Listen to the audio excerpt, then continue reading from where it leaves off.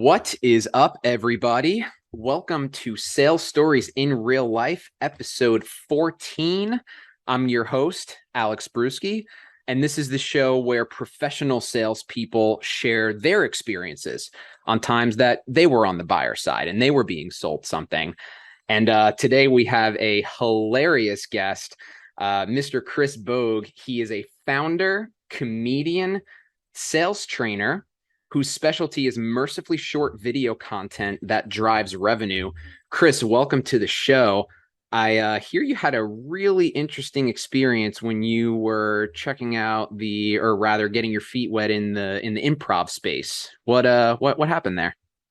Yeah, well, thanks for having me on, Alex. I wanted to talk today because sales courses, sales training, these programs are all very popular on LinkedIn. But before I ever invested in myself, like for business coaching, I invested in myself as a student at Chicago's Second City Theater. And that was a six-level progression. You go through 6 levels of training before you actually put up your first show. And I just learned so many things as a student, as somebody who was paying for that, as somebody who had to buy into the style of performance. It really does change the way you look at life. And it has taught me to sell and do things, in terms of my own coaching and my own programs I'm offering out there. I just do it differently. And a lot of it is because of how Second City got me interested in buying the training in the first place. And I'm really excited to have a discussion with you about that. Yeah, absolutely. We are ready for you to get started as soon as you're ready. Obviously, you have a very unique approach to your video content, right? As you mentioned, it's mercifully short. It drives revenue. You're hilarious. We all love Boss Bogue. We all love the shtick. So let's hear where it all started. Thank you. Yeah. Well, so for anybody who doesn't know at home, Second City is a theater that has existed in Chicago since the 1950s. There's also a branch in Toronto, and it's where some of your most favorite sketch comedians learned how to do comedy. So I'm just going to throw a big list off the top of my head, but Tina Fey, Chris Farley, Bill Murray, John Belushi, Bob Odenkirk, Amy Poehler, Key and Peele. That's all Second City Chicago. You go to Second City Toronto, you're talking Colin Mockery and Ryan Stiles from Whose Line Is It Anyway? Martin Short, Mike Myers, John Candy, Eugene Levy. There is a legacy there. And it is a very classic style of performance, where the way they teach it to this day is still very similar to the way they taught back in the 1950s. And it's a little bit more highbrow kind of a humor. They really teach you, like, you can go for that intelligent reference if you want. You're playing to a small room and it's very satirical, so you're satirizing politics, you're satirizing celebrities, you're satirizing the city of Chicago and everything that's going on in the city. And yeah, it's just, a lot of people have taken the classes there. And, there's a whole school of thought that says, like, improv training is kind of dishonest because, and I brought some of my favorite books here too. There's like quotes from Bill Murray and Gilda Radner and John Belushi on the front. You turn on the back and there's Chris Farley, and there's all these stories about Tina Fey and all these cool people. And they really make you feel like you could be the next one. You walk into the building and there's all your favorite comedians all over the walls, but it was them when they were young. It was Steve Carell when he was nobody, Stephen Colbert when he was just a guy riding the train that no one would have recognized. And, it's very inviting, and it very much gives you a sense of you can do this too. And as a sales trainer, I think that's a lot of, I think that's a big part of what's missing, there's so much focus on, like, oh, I'm going to deliver you these great results. You're going to save so much time and so much money. And no one believes it. But what I think they really need is someone who believes in them, and is someone who's like, oh, you can actually accomplish this. You can actually do it, you know? And I have this theory that people don't make a change because they convince themselves that they can't do it, you know, and convincing someone that a change is possible and that they could be part of something better, they could be happier, they could be enjoying themselves more. That was really how I got roped into paying for the Second City program in the first place. And so now that I'm selling a training program, I still keep that same mindset, you know, where like you got to show the other person like what the journey looks like. Like you're here, and by the end, you could be here, you know. And you look at the old photos of, you know, Tina Fey and Rachel Dratch and all these people, you know, they just look like teenagers, like awkward teenagers, you know. And it's like, now look where they are. And I'm doing a lot of stuff out there on LinkedIn that's very fun. I have a lot of fun with my comedy, in part because I want to show off the training. I paid enough money for it. I might as well, you know, flex the skills.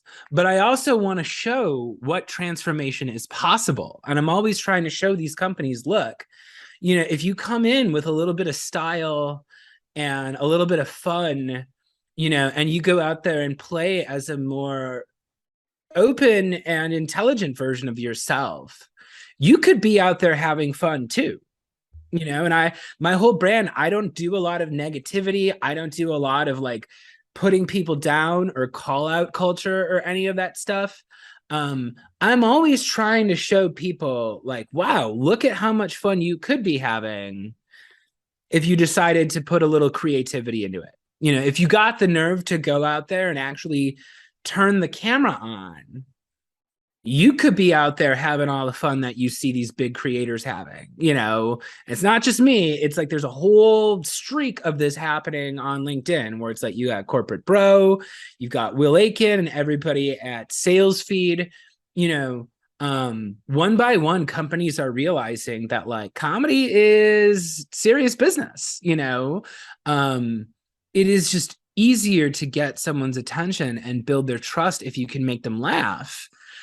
But nobody taught these people how to laugh, you know, or how to make someone laugh. No one taught them how to write a joke. And before Second City, I was funny, but I didn't really know why. I was like accidentally doing a lot of the right things. And yeah, just the idea of having a process to be able to do that was so enticing. And, you know, the best part of graduating from the Second City writing program is, you know, your student show is only an hour long. You know, you've got 8 to 10 people in the cast. So you're lucky if you get 2 or 3 sketches in the show. That's the most anybody's going to get, you know? So the result is you get done after 6 levels of training. You've been writing 1 sketch every week. By the end of it, even if you're not the greatest comedian ever, you've got a stack full of written material that you can, you know, improve. You can put your own group together and throw it up as a show. It just, it gives you a starting point. And I feel that creativity is just so haphazard. There's like companies don't have a process for it. And yeah, the second, buying the Second City program, taking it as a student, completing it, that is really informed a lot of the way how I teach sales, how I train sales. Is like, no, creativity can't just be something you do on nights and weekends. You actually have to build it into your work week, you know, and you got to have goals, and it's got to be repeatable, and you got to be able to like create a lot of ideas in a small amount of time. And you really can't do that if you're not having fun and you're not confident, you know. And it's like, I tell people all the time, it's like, you can buy my course, you can buy my training, but really what you're buying is a starting point, you know, so you can eventually go on and do it yourself. Because as you know, the algorithm doesn't want you to just make one perfect video once. It wants content every single day. And if you don't have a process for that, that is daunting. That leads to burnout. And it leads to bad content where somebody's not having fun. They're just putting stuff out there because they feel they have to. 100%. It's a transfer of energy almost, right? And that's a great thread to pull on, because I have this theory that people want to be educated, but they would rather be entertained and educated, right? If they had to choose between the two, they would choose to also have the entertainment and the humor in there as well. So I think that's kind of a really good thread to pull on there. So what kind of differences have you noticed, let's say, in your process, right? You're now selling courses, you're training salespeople, you're training companies. Like, what are you seeing when humor is inserted in the process in a fun way, right? Because that's important too. People are drawn towards others that are having fun. What have you seen there? I just see everybody does it opposite of me, and it drives me nuts. you know, um, Especially when I get hired by like a B2B SaaS company, and it's like I just have the creative process completely flipped around, where it's like I always start with the audience I have, so it's always like, who do you want to sell to? Like, let's jump to the end of the equation. Who's going to swipe their credit card and actually buy what you're selling? Okay. So first step is we need to get them into the audience. And then we need to create a piece of content that's going to resonate with them, And if you're ever in an improv scene and you don't know what to do, the easiest move that always gets a laugh: walk off the stage and go sit down at a table with an audience member. Just break the fourth wall. Just go sit down, and now you're in a bar and you're just in a scene with them, right? And it just blows people's minds, And I really try to have this style where it's, and again, the thing that drives me nuts about sales trainers is they are so formal with their processes. And I know they've taken public speaking classes. A lot of these people, they're used to being on stage where there's this giant room, and they're speaking really loud so they can hit the back seats, and I'm like, you have an audience of one person, and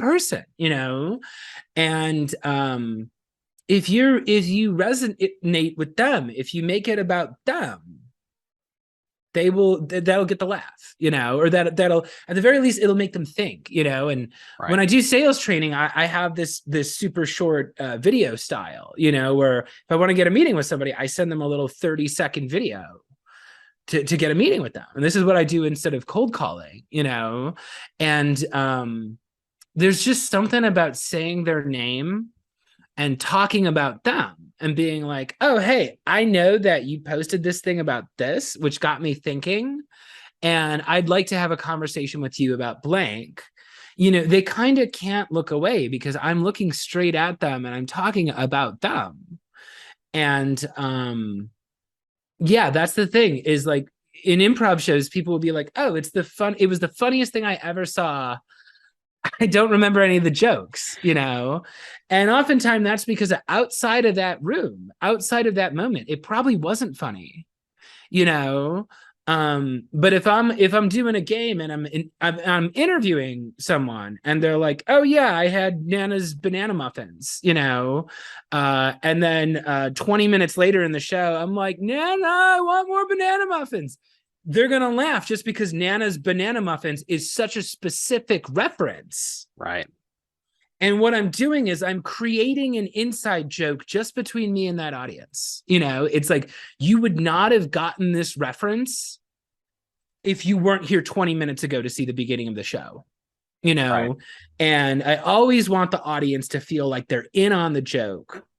And, this is another thing too, where it's like, I believe LinkedIn is a great platform for comedy because it's the only platform where you're not competing with children. You go on TikTok, you go on Reddit, it is teenagers. Teenagers, they troll, they twerk, they do all sorts of things that are difficult to compete with when you're selling business content. LinkedIn is not like that. LinkedIn, your audience is adults.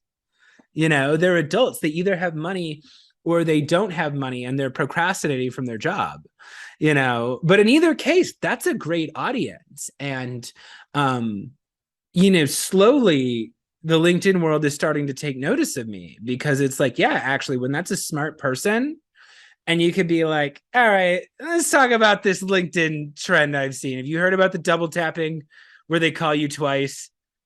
All right, here's my thoughts on that. It's like I'm already one step ahead of the audience. I already know they saw the thing.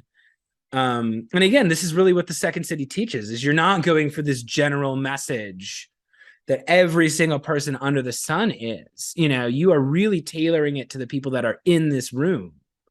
But it's like, yeah, talk to your audience like they're intelligent. And all of a sudden they act more intelligent. And all of a sudden they give you license, to say things that otherwise they don't really let people say. And Yep. yeah, you just got to get on their level first. I love that. There's always a leveling up involved in any sale, right? Like nobody wants to stoop down, right? Nobody wants to be too intimidated, right? Or feel like, oh man, I just can't do this. And that actually brings me back to Second City because what they're selling, and you hit this on nail on the head so perfectly earlier, is they're not selling you improv training, right? They're selling you change, right? They're selling you a new version of yourself, right? That has these comedic skills and XYZ. You walk around the hallways, and you even mentioned they have all these teenage photos, right? Of all these people that are now superstars. And so they're subconsciously selling you this change along the way. So I love that thread because it's obviously extremely transferable to B2B sales. So for the B2B sellers that are watching, Chris, and we actually chatted about this pre-show a little bit. You were talking about the red velvet rope experience. I think that's a great topic to go into here. What can a B2B seller take away from this, right? And actually get better at their daily sales role, learning from this Second City experience? Yeah, so I would say the improv approach is a very egalitarian one. You always need to treat your prospect as an equal. They're not better than you. You're not better than them. You just have access to something that they might want. And I can speak about what I speak about because I've done hundreds and hundreds of shows. And whenever people see me doing stupid comedy, they're like, oh, I could never do that because I sell to serious people who sell complicated financial products. And I'm like, hey, I've got good news for you. Rich people laugh at stuff too. You don't suddenly stop finding things funny just because you've reached a certain point in your bank account. But sellers fool themselves. They look at a prospect and they see this prospect is 10 times more important because this one person could single-handedly get me to quota. So I've got to treat them as 10 times more important than me. And I got to write them an email that's 10 times as long. And they go through all these extra steps. And it's like, that person doesn't think of themselves the way your sales process does. That busy person, that important person is thinking about all the stuff they need to get done. They're thinking about the big deal that just fell through. They're thinking about their kid's hospital bill that they just got that's higher than expected. They are not necessarily putting themselves up here and putting you down here. Right. That's a trick we do to ourselves because we're looking at our numbers on the leaderboard all day. And the audience doesn't know that. They don't. And yeah, I always, I call it the red velvet rope strategy or the green room effect. The green room effect is people want to be in the VIP room. They want to be where the cool kids are. Take a look at every picture of the Rat Pack out there, right? If you look at pictures of the Rat Pack, the most iconic pictures of the Rat Pack are not of them performing on stage. It's them backstage, right? With their jackets off, drinking whiskey, shooting pools, smoking cigarettes, they're all laughing. And I always believe that's what people love about the Rat Pack. They were good singers. Obviously, you go see Frank Sinatra and Dean Martin and stuff, but what people really wanted was to be in that room. They imagined themselves back there shooting pool and having drinks and just being around these really cool people.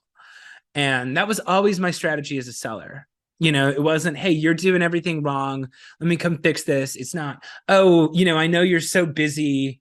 just give me 17 seconds and then you can, I'm like, hey, I'm reaching out. I know that, you're selling financial technology. I've been working on something really exciting with these other financial tech firms.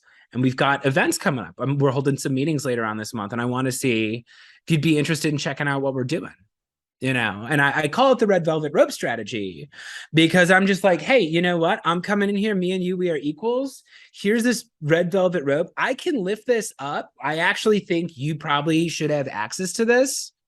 So let me know if you want to check it out, and if they say yes, come on in, you get the VIP treatment. And if they say, hey, no, thanks. Hey, you know what?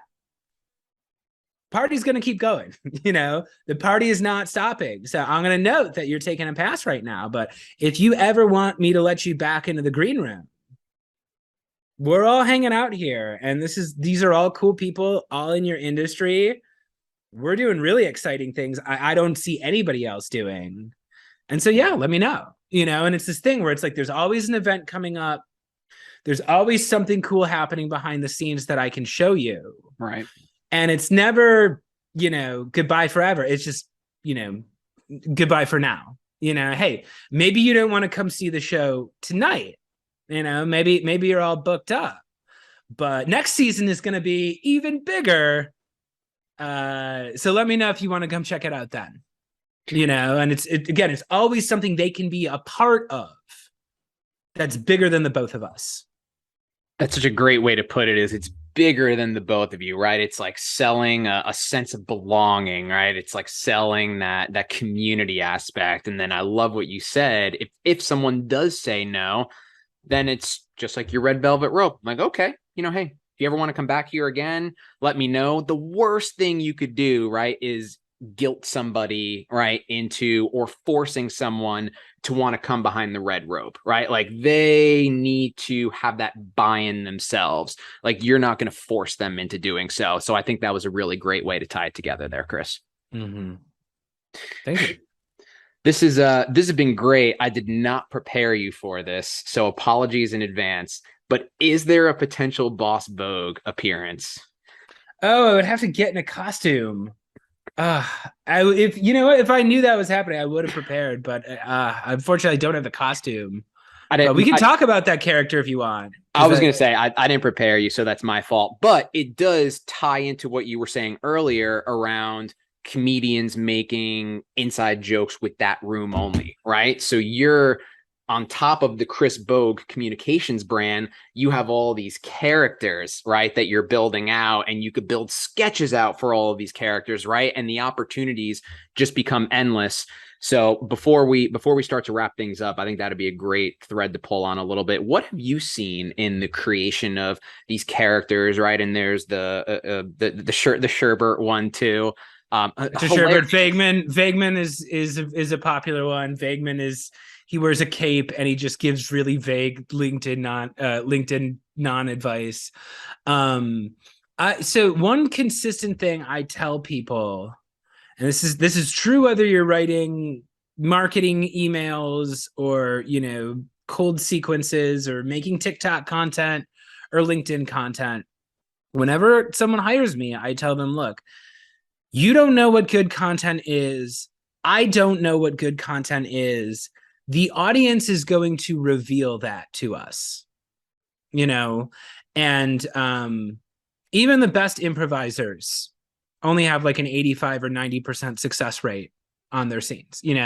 Every once in a while you put a scene out there and the audience just doesn't respond, and your job in the moment is to figure out what is working, and then just play in that beat, So Boss Bogue was a character. It was a total fluke, actually. I wanted to do the sell me this pen bit from the Wolf of Wall Street, and I needed a boss. And I tried two bosses. I tried one that was my Mark Zuckerberg impression, and one that was more of a Donald Trump-like character. He's an amalgamation of like every sales boss I've ever had and my own worst inner critic. And he's got a little bit of Trumpiness to him too. And that was the first viral TikTok I ever had, where it was just like, I put on the character and did the sell me this pen bit. And it was the first time my stuff just blew up. And I was like, oh, okay, I guess that's a winner, you know? And oftentimes I will throw a character out there as a one-off, thinking it was only out there for one joke. And then if the audience is like, no, no, give us more vague man, like, please bring back Mr. Sherbert. Please, you know, if the audience likes it, then I just give them more, you know, but it's like, you have to be making stuff for your audience, and you got to be paying attention to what's landing and what's not landing. And it's like, and that's why I tell people you just got to get on camera and start doing it, because once it starts landing, then you just give them more of that, you know, but you got to start playing first, and that it's a mental game. That's such a good point, because the constant debate of quality versus quantity, right? Like, you don't know what quality is yet until your audience tells you what quality is. So I think that's a great, great, great thread there. Chris, this has been a blast. I know you are working on a whole lot, as you always are. So why don't you take a couple minutes here, or as long as you'd like, to plug something with the audience before we jump? Yeah. So thank you very much. If you're interested in getting on video for sales, if you want to make vidyards or bombs or loom videos that are super short, that are actually going to get you meetings, you can buy my course. So I just released the complete guide to selling on video. You can purchase that at chrisbogue.io.